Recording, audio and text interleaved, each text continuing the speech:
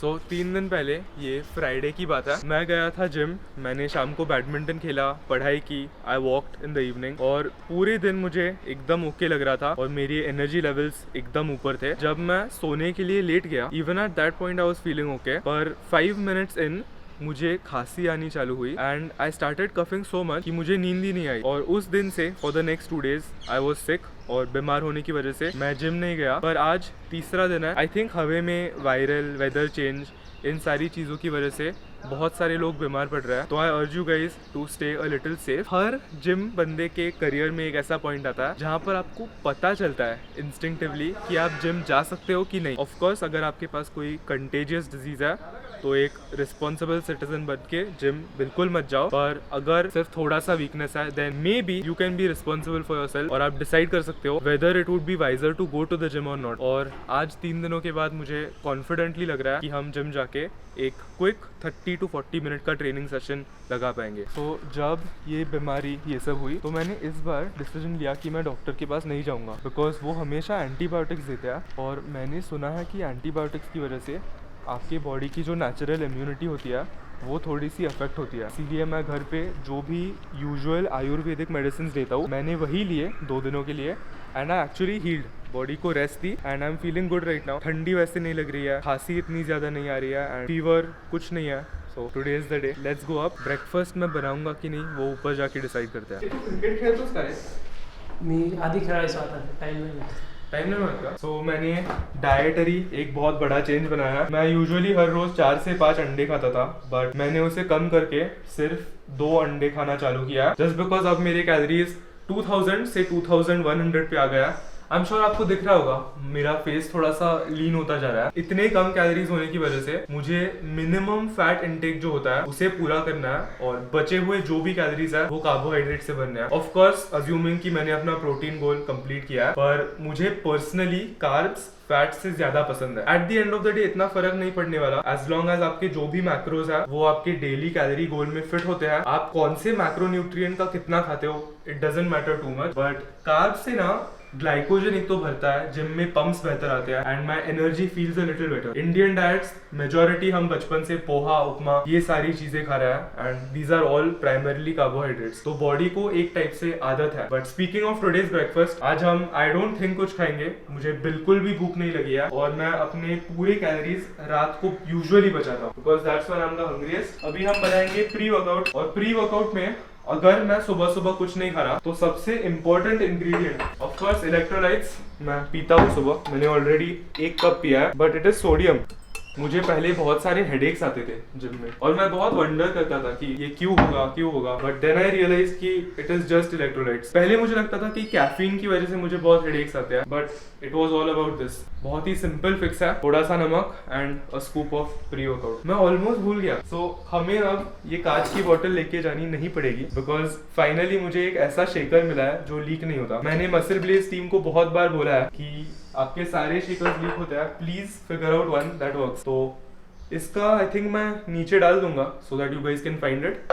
Compact सा है, छोटा सा है and it doesn't leak most importantly. तो प्री वर्कआउट और फिर जाके चेस्ट ट्रेन करते हैं। शॉर्ट नाही चांगला आहे। जिम जाने से पहले मैं आपको एक एक्साइटिंग अनाउंसमेंट के बारे में बताना चाहता हूँ। मसल ब्लेज की 11 इयर्स ऑफ जिद सेल कल से लाइव होने वाली है और ये सेल 22 अगस्त से लेके 26 अगस्त तक चलेगी। हम सबका फेवरेट प्री वर्कआउट 200 एक्सट्रीम कल एक नए स्पेशल फ्लेवर में लॉन्च हो रहा है। So you guys will be able to buy this in cola as well. रैथ-एक्स की जो पूरी रेंज है उसमें कोला मेरा फेवरेट फ्लेवर है, तो I am really looking forward to this. Plus sale के जो 5 दिन है उनमें आपको ऑलमोस्ट सारे प्रोडक्ट्स पे बहुत ही अच्छे वन टाइम प्राइसेस मिलेंगे, तो सेल का फायदा जरूर उठाना। डोंट फॉरगेट 22 को सेल स्टार्ट होगी, तो मैं डिस्क्रिप्शन बॉक्स में वेबसाइट की एक लिंक डाल दूंगा and once the sale goes live मैं प्री वर्कआउट कोला की भी लिंक एडिट करके ऐड करूंगा। प्लस ये बात याद रखना, अगर आपको किसी भी प्रोडक्ट पे एक हैवी डिस्काउंट चाहिए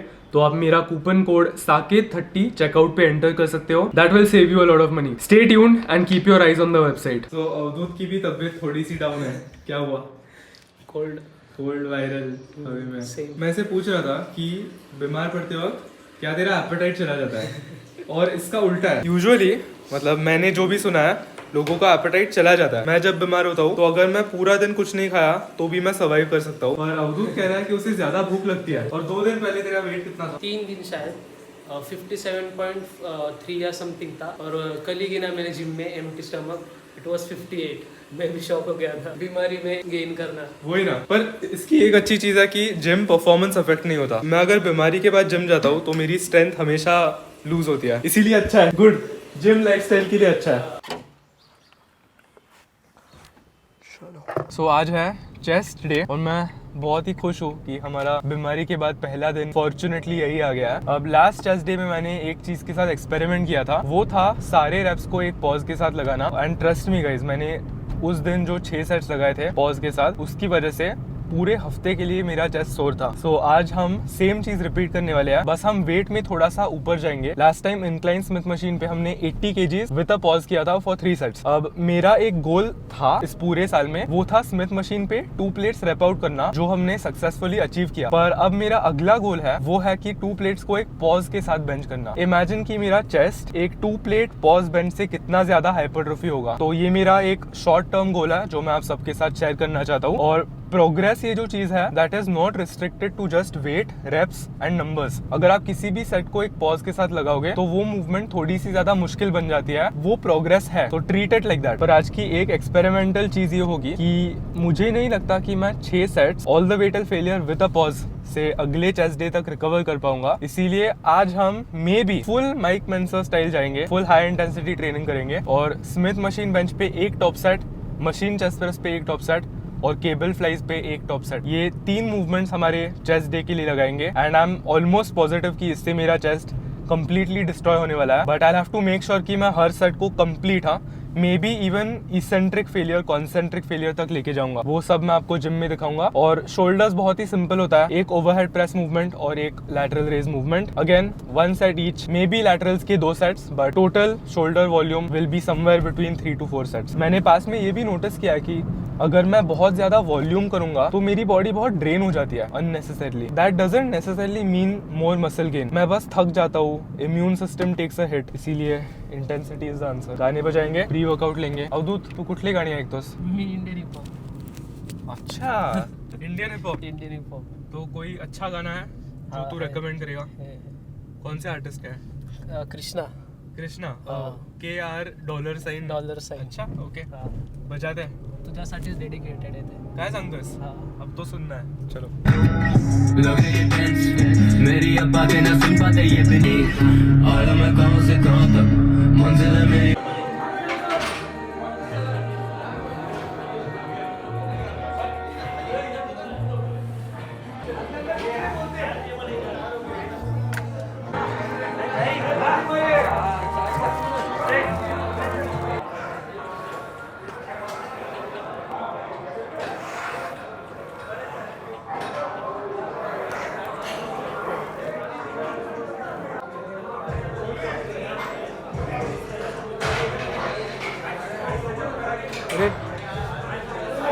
स्क्रैचेस। सो मुझे आजकल 5, 5:30 बजे जाने की आदत हो गई है और उस टाइम पे ये जिम एक प्राइवेट जिम बन जाता है, because either I am the only one या मे बी 1 या 2 और दूसरे लोग ट्रेन कर रहे होते हैं। पर अभी हम एकदम ऑफिस पीक टाइम पे आया है, तो कॉन्ट्रास्ट बहुत ही ज़्यादा है। So we have to actually wait for machines.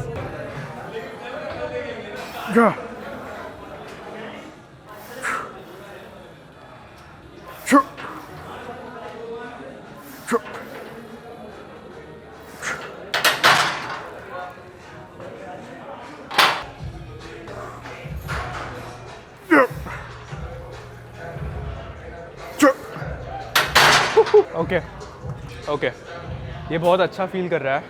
What we are gonna do is, last time 80 किया था, इस बार हम 90 करेंगे. नोट की पॉज की वजह से टोटल जो भी सेट है उसका टाइम अंडर टेंशन बहुत इंक्रीज हो रहा है. इसीलिए even if I get 6 reps तो वो जो सेट होगा उसका ड्यूरेशन काफ़ी अच्छा होगा. I will be closer to 40 seconds total time under tension. इसीलिए हम करने वाले हैं बेसिक क्यूज़.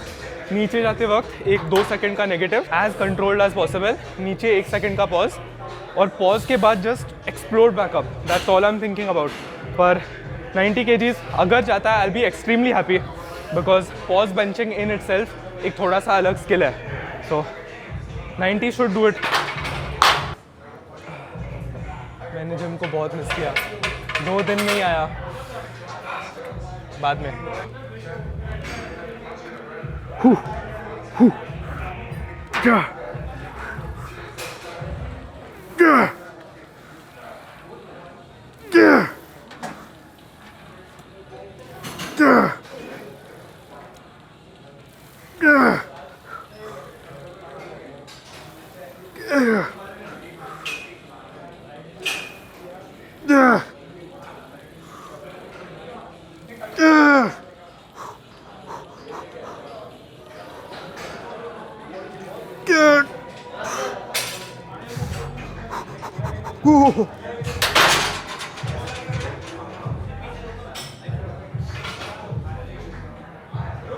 टेल मी कि वो फेलियर नहीं था, टेल मी। अब तो क्या रैप थी यार, आई थिंक दैट वाज 7। क्या रैप थी यार, आई थिंक बीच में मैं अटक गया, there was a pause mid air, but this is what I am talking about. अगर आपके हर सेट की आखिरी रैप ऐसे दिखेगी, आप 20 सेट्स 10 सेट्स हैंडल नहीं कर सकते, फिजिकली इम्पॉसिबल है, and it's just stupid if you are doing that. तो अगर आपको ऐसे ट्रेन करना पसंद है, मेरी सबसे बड़ी एडवाइस होगी आपका वॉल्यूम थोड़ा सा कट डाउन करो, but go hard. Make sure कि आपकी लाइफ इस सेट पे डिपेंड करती है, that should be the mind set. मजा आ गया यार। 90/7 आई एम कॉन्फिडेंट कि हम 2 प्लेट्स बेंच करेंगे in the next few months, and pause benching is so much fun. मज़ा आता है। वो जब बॉटम पोजीशन पे आप मोमेंटम को पूरी तरीके से ब्रेक करते हो ना, it makes it so difficult and you have to be explosive. Let's say मैं अगर टच एंड गो रेप्स कर रहा होता तो I am sure you guys can relate, आप थोड़ा सा बाउंस कर सकते हो at the bottom, making the movement a little easier. पर ये बहुत ही ऑनेस्ट है, नीचे dead stop and then boom, मज़ा आ रहा है। I am very happy, you can see it on my face. तो अभी हम एक थोड़ा सा स्मार्ट अप्रोच लेने वाले हैं। चेस्ट का एक सेट हो गया है, चेस्ट थोड़ा सा फटी हो गया है, तो हम चेस्ट को एक ब्रेक देंगे and we will move on to shoulders, because अगर मैं अभी सीधा मशीन चेस्ट प्रेस करूंगा, a the amount of weight I will lift won't be as heavy, and b मुझे एक इतना अच्छा फील नहीं मिलेगा। इसीलिए हम जाके शोल्डर्स करेंगे, we'll warm them up, we'll thrash our front delt by doing the seated machine OHP, और फिर जाके हम मशीन चेस्ट प्रेस लगाएंगे। इससे मुझे शोल्डर्स को एक थोड़े से फ्रेशर कंडीशन में ट्रेन करने की अपॉर्चुनिटी भी मिलेगी। अब मैं अपना ट्रेनिंग लॉग चेक करूंगा इन माई नोट्स ऐप, देखूंगा कि लास्ट टाइम हमने कितना किया था, and we will try to beat that by 1 rep. That's the mentality. हर ट्रेनिंग सेशन में आपका प्रोग्रेस ऊपर की ओर जाना चाहिए। हर सेशन एक पीआर नहीं होगा, पर वो जो ग्राफ होता है of progress, that should go in the positive direction. Progress progress progress. Okay, weight मिल गया है, let's warm up and hit our top set.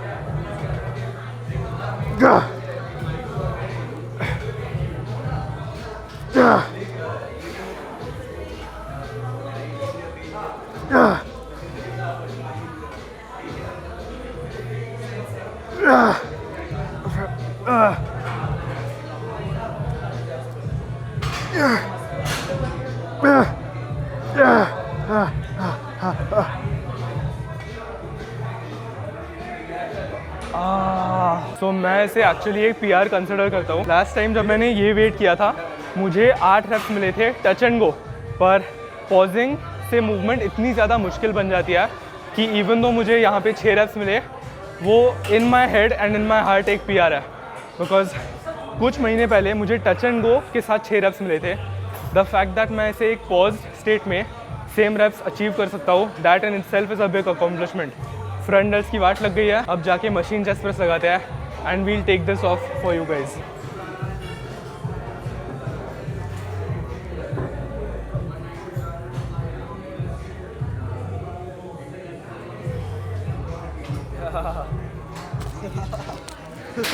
Cha.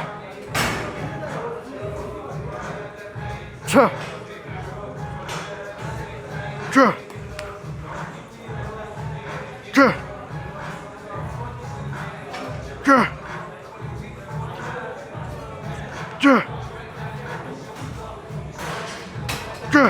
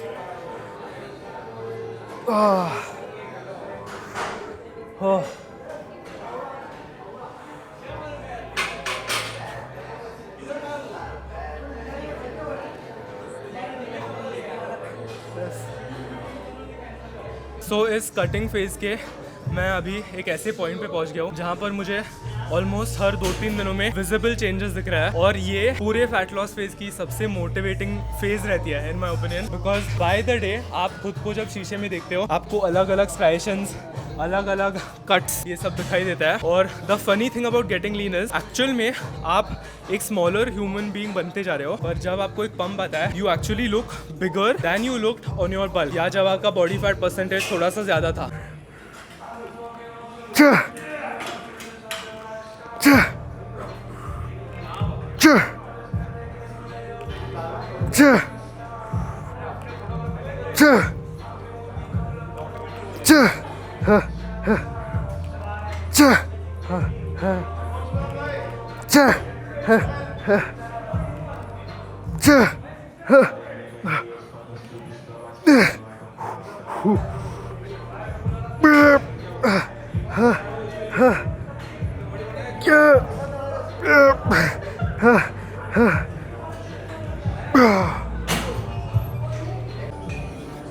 जवळ जवळ last set, best set. Let's go home.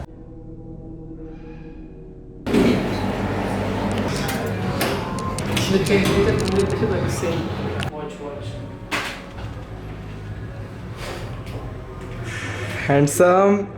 सो बहुत ही अच्छा सेशन था। Chest के इन टोटल 3 हार्ड सेट्स, और जैसे मैंने प्लान किया था लैटरल रेजेस के पहले सेट के बाद मुझे लगा था कि हम एक और कर सकते हैं। तो very low volume high intensity session. बहुत सारे लोग बोल रहे हैं कि I should tell you guys how many sets I am doing after the workout, इसीलिए बता रहा हूँ। चेस्ट के इन टोटल 3 सेट, शोल्डर के in total 3 set. I don't know ये वीडियो लाइव कब जाएगा, प्रोबेबली नेक्स्ट वीक, पर कल ये जिम बंद रहने वाला है। पर मैंने कल डैनीज जिम को व्हाट्सएप पे एक मैसेज डाला था आस्किंग देम कि वो खुले हैं कि नहीं, and they said they are. इसीलिए कल बैक ट्रेन करने के लिए हम जाएंगे डैनीज, स्पेसिफिकली बैक और आर्म्स के लिए। I don't mind Danny's gym, बस चेस्ट और लेग्स के लिए मैं इवॉल्व प्रेफर करता हूँ। पर बैक के लिए वहाँ पर उनके पास एक अच्छी लैट पुल डाउन की मशीन है, उनके पास सिंगल आर्म केबल रोज करने के लिए एक पूरा सेटअप है, and they have lat pull over. वहाँ के केबल्स बहुत अच्छे हैं। पर कल अवधूत भी हमारे साथ ट्रेन करेगा, करायचं है ना उद्या, तो हम दोनों मिलके बैक करेंगे।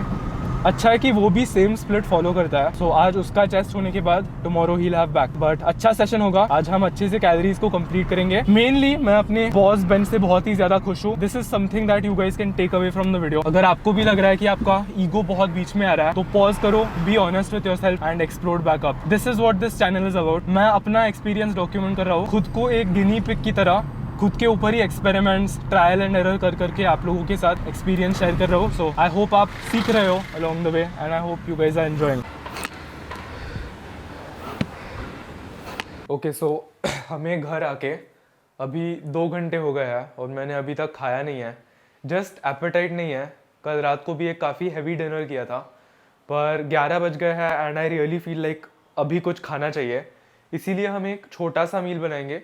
यूजुअली आपने देखा होगा पोस्ट वर्कआउट मील्स में मैं एक बहुत ही बड़ा बोल लेता हूँ, उसमें 140-160 ग्राम्स ऑफ ओट्स बनाता हूँ, 2 स्कूप वे डालता हूँ। तो सिंस इतनी भूख नहीं लगी है, आई फील लाइक मुझे मेजॉरिटी कैलोरीज एक हैवी डिनर के लिए सेव करने हैं। इससे मुझे बेहतर नींद भी मिलती है, because after consuming a lot of carbs वो सुस्ती, वो एक क्रैश आ जाता है। तो that is the logic behind it. पर अभी एक छोटा सर्विंग बनाने के लिए आई थिंक हम 80 ग्राम्स ऑफ ओट्स और 1 स्कूप वे प्रोटीन बनाएंगे। Very low cal, 420 calories, 300 from oats, 120 from whey. पर मुझे देवांश नवानी का एक क्वेश्चन आंसर करना था। I hope you are doing fine. Any tips for lateral raises, rep range, sets और any technique advice, and how do you progressive overload on them? बहुत ही अच्छा क्वेश्चन लगा, बिकॉज मुझे खुद 3 साल पहले ये सेम क्वेश्चन आता था। सबसे पहले एक बहुत ही अच्छी टिप जिससे आपको बेहतर फील मिल सके। लेट्स से कि ये एक डंबल है, इस डंबल को थंब ओवर ग्रिप पकड़ने के बजाय अगर आप डंबल को एक थंबलेस ग्रिप ऐसे पकड़ोगे तो आपको एक थोड़ा सा बेहतर कनेक्शन मिल सकता है।